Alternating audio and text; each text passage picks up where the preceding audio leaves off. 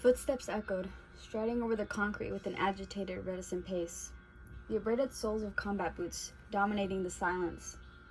In this part of the neighborhood, it would have been peculiar to see anyone out after nightfall.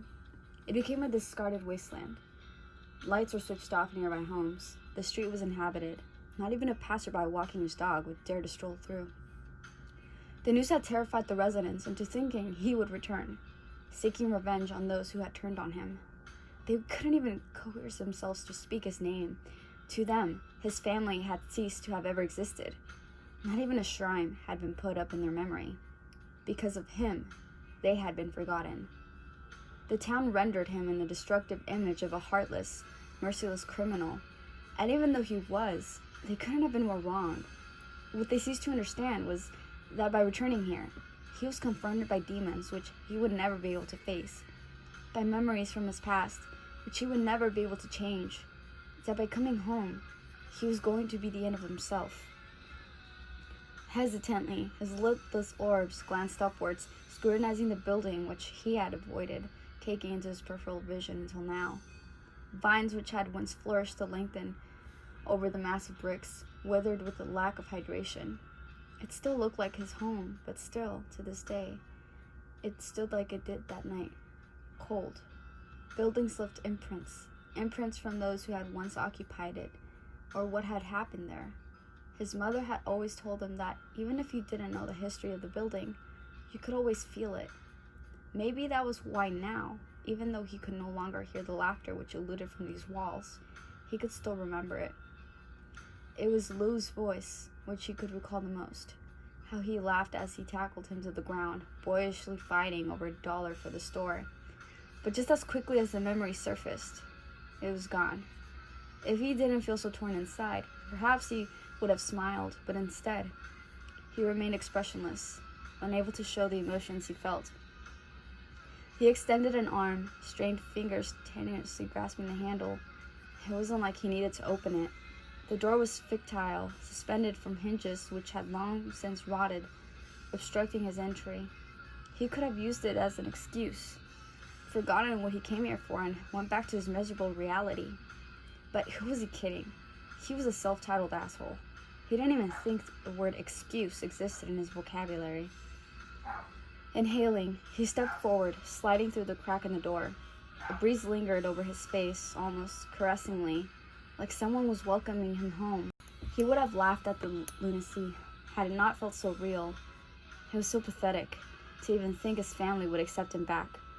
He murdered them. And for what? To satisfy his craving to shed blood? To revenge his mother for being repulsed by his beauty? Insanity could take the blame, but he knew himself that he was truly to blame. He could have asked for forgiveness, cursed out to the sky, begged for his existence to end, but crimes like his were not worth forgiving. In a soul as tormented as his, remorse did not come easily. It might have kept him awake most nights as he listened to the screams, haunted by that night, but he wouldn't have changed it. Time was supposed to heal him, but some wounds were just cut too deep to be healed. He had came back here a month after the incident, struggling to let go of the remainder of his sanity. At the time, he was grieving for his brother, shedding tears no monster like him should ever possess. He erased every trace of his old life by ripping the family pictures off the wall, tossing the furniture around, tearing the wallpaper, pulling up the carpets. Every damn thing which reminded him of Lou was destroyed, or at least most of it was.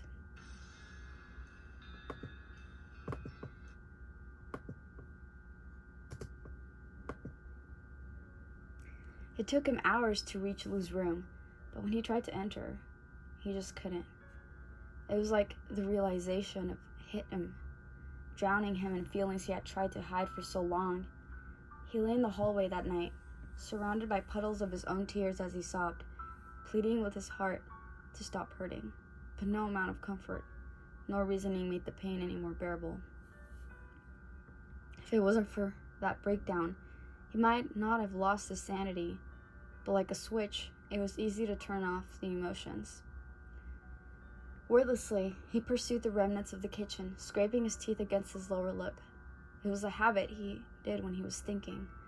scouring the appliances that surrounded him. He barely took notice of anything besides the rectangular photograph pinned to the wooden framework. His perilous orb zoomed in on it, his head cocking to the side as he frowned in puzzlement. He was sure he had disposed of all of them. Traversing over the linoleum floor, he outstretched a hand, seizing the distraction in his fingertips. Numbly, he brushed it against his hoodie, wiping off the year's worth of dust which had collected on it. A boy stood in the image, staring at him with a similarity he had barely processed. His arm was draped around a girl's shoulder. They were both smiling. The boy looked so content, so happy. No, it couldn't have been. Come on, Jeffrey. Just one picture, please. Him. He knew when this photograph had been taken. It was a few weeks after you met in the gas station. His parents had invited you around for a barbecue in a hot summer's afternoon. You had just bought a new camera, having an interest in photography at the time, or in other words, a phase. You were set one together. Even though he hated getting his picture taken, but for you, he made an exception. It was a day he had wanted to remember forever, because it was the first time he had truly noticed how beautiful you were. From the goofy, down-to-earth personality, to the way you understood him, to the way you gave him butterflies every time you were near him. You were perfect. There was no illusion about it. Until now, he had never really looked at the photograph. But from what he could see, you weren't looking at the camera lens. Instead, your gaze was focused solely on him. Love and utter admiration were reflected in your eyes. He had never caught those glimpses before. Peering over his shoulder, he looked to see if you had noticed, but it appeared that you hadn't, as your attention was set on the disheveled pantry. Unbeknown to you, he slid the photograph into the pocket of his skinny jeans before silently ambulating into the living room. I hate it here, the young boy mumbled, housing strands of unkempt, chestnut-colored hair out of his face. His blue orbs were narrowed, repleted with what appeared to be sadness. By his side, an elegant woman was perched, her delicate fingertips tracing the flowery pattern printed on her long dress. There was something about her aura, like she was an old soul. A smile graced her lips as she brought him into her warm embrace, soothing him. He knew this woman. This woman was his mother. It's such a serene moment, with the logs lit in the fireplace, warming up the winterly decorated living room, and the sound of muffled voices oscillating from the television in the background. Tenderly, her kind voice whispered to him, "It'll get better." In response, the boy shook his head, unable to elude the confidence his mother had. She had been telling him the same thing for months now, yet nothing ever got better. Instead, it got worse.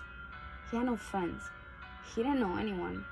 He despised school, and mostly, he loathed those boys who had been giving him a hard time since the day he moved here.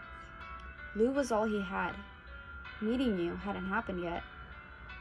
You always say that, Mom, he whispered, pouting his lower lip. But you're good at making me feel better. It was more of a snort, his laughter lightening the mood. In that moment, he was unaware of the way his mother looked at him, with a look only a mother could give her child.